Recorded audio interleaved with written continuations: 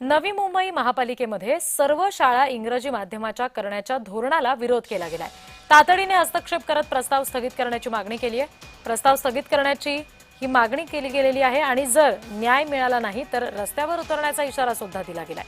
नवी मुंबई महानगरपालिकेमध्ये शिक्षण रूपांतरण धोरण आणून सर्व शाळा इंग्रजी माध्यमाच्या करण्याचा प्रस्ताव सत्ताधारी भाजपनं बहुमताच्या जोरावर मंजूर केलाय। या विरोधात विरोधी पक्षनेते विजय चौगुले यांनी मुंबई उच्च न्यायालयात याचिका दाखल केली। सदर प्रस्ताव असंवैधानिक असल्याचं स्पष्ट केलं।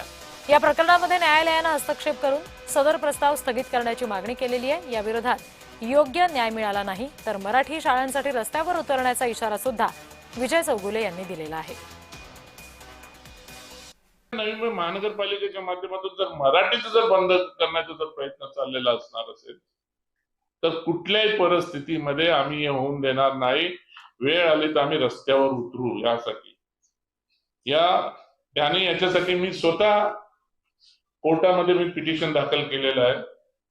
पिटिशन नंबर वगैरे तुम्हाला त्याची कॉपी मी दिलेलीच आहे आणि याच्यासाठी आम्ही कोर्टामध्ये सुद्धा मूव्ह झालेलो आहोत। म्हणजे या महाराष्ट्रामध्ये राहून ही पहिली महानगरपालिका असेल की डायरेक्टली ठराव घेऊन पूर्णपणे मराठी बंद करायला यांनी घेतले।